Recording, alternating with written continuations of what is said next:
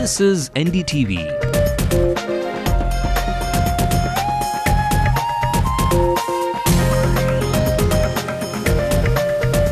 And you're watching NDTV Hindu.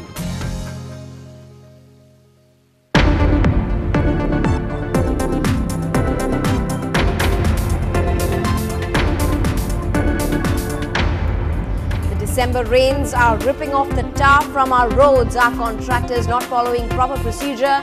A special report. It's always said that there are three causes for a poor road condition. One is drainage, two is drainage, and three is drainage. When we come back at night, it's like an off-roading experience. It's really horrible. After NDTV Hindu's land scam expose, we bring you the dramatics of what went behind the guise of a social worker who's looted you, the taxpayer. The spokesperson of the AIA-DMK demands that Karunanidhi and his family pays up for the crores of money lost in the 2G scam. Even if it is 60 days, we will demand JPC. The showers will continue in the city and the coastal regions of Tamil Nadu for the next 24 hours. State government to meet in an emergency meeting soon.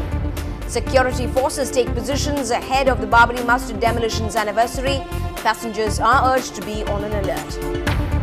And skipper Gautam Gambhir scores another 10-ton against the Kiwis, taking the men in blue to a 3-0 lead in the ODI. Biggest strength, I think, is the youngsters, the youth of this team. Actually, it's this team has been developing from some time now.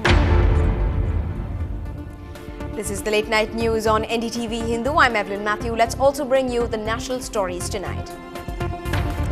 The visiting French president reiterates his support for a permanent UN Security Council seat for India. A probe begins after a group calling itself the Pak Cyber Army defaces the CBI's website. It's still not back online.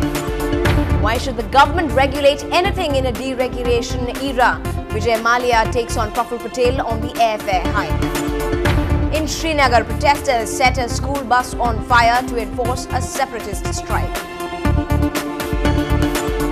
And Dhoni and Johnny gel away as they style each other with a cool hairdo.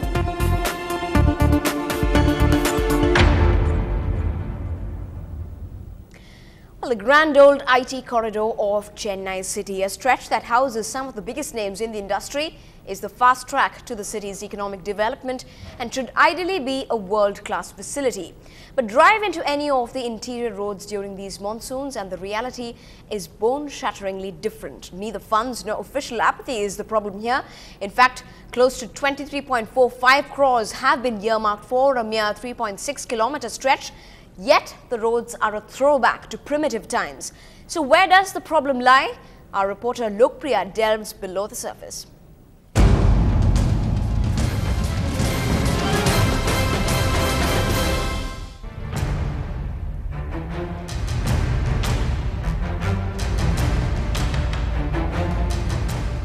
Is it poor designing parameters or is it deficient planning and worse supervision of a stretch that is used by thousands of people?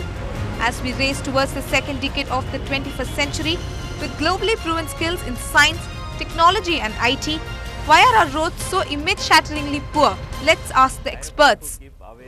Road construction is not a rocket science. It needs simple common sense. So what is needed here is that every road needs a drainage. It's always said that there are three causes for a poor road condition. One is drainage, two is drainage, and three is drainage.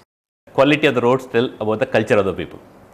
So when you do not have any priority for the roads, this is what happens. But if the engineers can be made aware of what is right and what is wrong, and what should be done and what should not be done, perhaps we can do better works. I know that Tamil Nadu has got a very good qualified engineers, but unfortunately their expertise and competence is not made use of in road construction. What is aggravating to commuters is the fact that the condition of these roads was just about the same months ago. It has only worsened with time. Road users say their nerves are stretched after using the roads. It's a really nightmare experience for us every day. When we come back at night, it's like an off-roading experience. It's really horrible. Foreign clients every 3 months visit US ரொம்ப bad feel பண்ணுவாங்க. இந்த மாதிரி customer திருப்பி வரவே மாட்டாங்க. I always wondered how a horse ride would be, and thanks to this road at least I'm gaining that kind of an experience. should be some basic quality norms fixed for laying of roads. If the tidal park and that Rajiv Gandhi Sale can be in such a wonderful condition, it means we know how to do it. We need to replicate that. I'm not talking about the funds, I'm talking about the quality, and if we have the same quality of inputs in all the roads, then I think the problem is solved.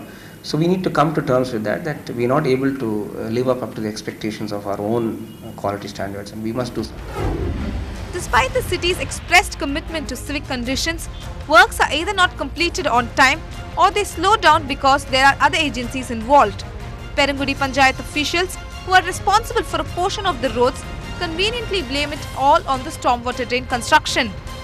The Taramani Link Road, where I am now, is a short stretch, but as you can see, it's the most difficult to drive along. Set to become a 6-lane route, this facility is almost going to miss its deadline in January 2011, with only less than 25% of the work completed.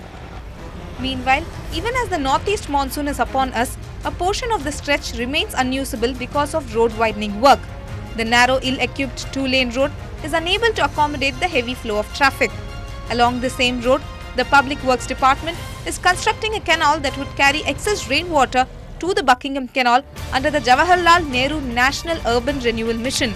This appears to have impacted upon the workflow of the State Highways Department.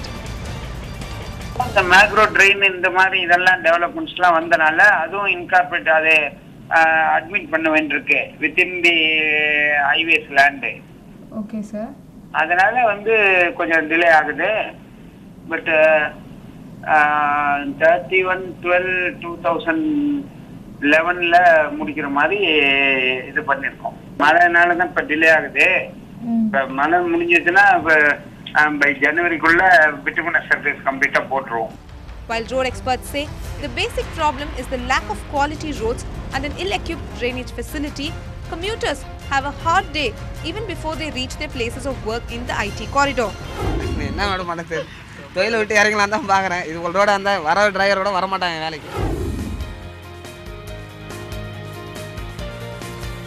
Forbes magazine may have listed Chennai as one of the world's fastest growing cities.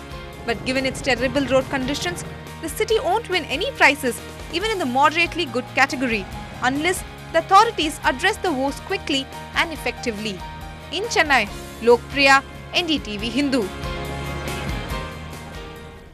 And Dr. Veera Raghavan, professor with the Civil Engineering Department at the IIT Madras, joined us with what he thought was the real problem and how we could figure what was a good road. The basic reason for bad road is, I can say that there are 3 reasons. 1 is drainage, 2 is drainage, and 3 is drainage. Unless we improve the drainage, no road can last, whether it is flexible or it can be a rigid pavement. Number 2, every road should have a good profile, a good camber to drain off the water. Number 3, the surface has to be prepared.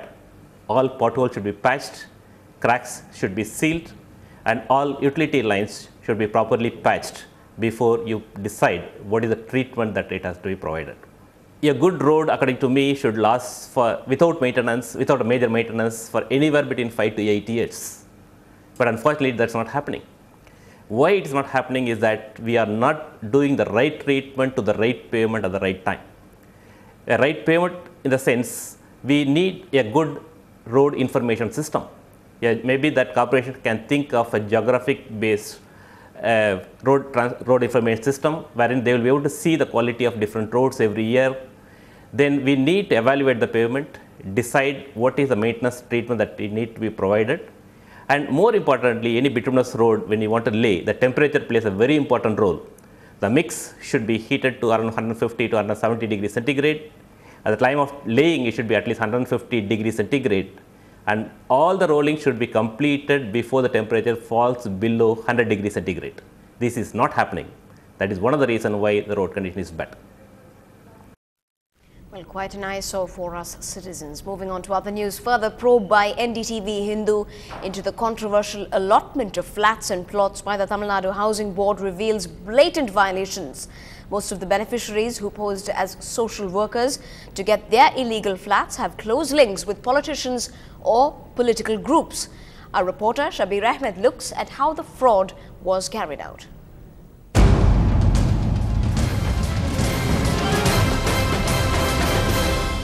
The biggest loot in the name of social service seems to be the mother of all scams uncovered in Tamil Nadu, carefully scripted by a few politicians and executed by the TNHB. The housing fraud has tarnished the image of genuine social workers. Here are a few examples of how the fake ones got their illegal allotments. Tamil Nadu Agriculture Minister Veerapandi Armugam's daughter-in-law Brinda Chelian and granddaughter Surya got flats worth 18 lakh rupees based on this certificate, which the Salem Tahsildar is not authorized to issue. They also say they don't own a house, a requirement for the allotment, but they have declared about 22,000 rupees as income from house property in tax documents. Not just that, the illegally allotted houses have also been rented, which is a violation of the terms. This place basically belongs to ministers. I guess all the flats where allotted to ministers comes directly by same. Buchi Murugan, the leader of Tamil Nadu Housing Board Progressive Union, gets a plot worth over 58 lakh rupees at this prime location in Thiruvanmiyur under the social worker category. Buchi Murugan has already been allotted a flat in Foreshore Estate. Nityanandan, an assistant PRO in Directorate of Information and Public Relations, was allotted a plot in Thiruvanmiyur worth nearly 51 lakh rupees in April 2008. The EMI for this is 76,500 rupees. El Ganesan, a former MDMK MP, now with the DMK, was allotted a plot worth approximately 80 lakh rupees in 2008. He claims he does not own a home, but his assets declared to the Election Commission shows he is the owner of a house worth 12 lakh rupees. He too claims that he is a social worker. Well, one thing appears to be very clear. These so-called social workers have been allotted land in prime areas not because they are social workers, but because of the close proximity to their political masters. As corruption seems to be the major poll plank for the opposition parties in the 2011 assembly elections and social activists demanding action, the ruling party cannot afford to remain silent for long. In Chennai, Shabir Ahmed for NDTV Hindu. Well, quite some shocker there of using one's position to his or her advantage. Well, still ahead on the late night news. Make no mistake about Generation Y. Watch the city's best young orators speak their mind up on the other side.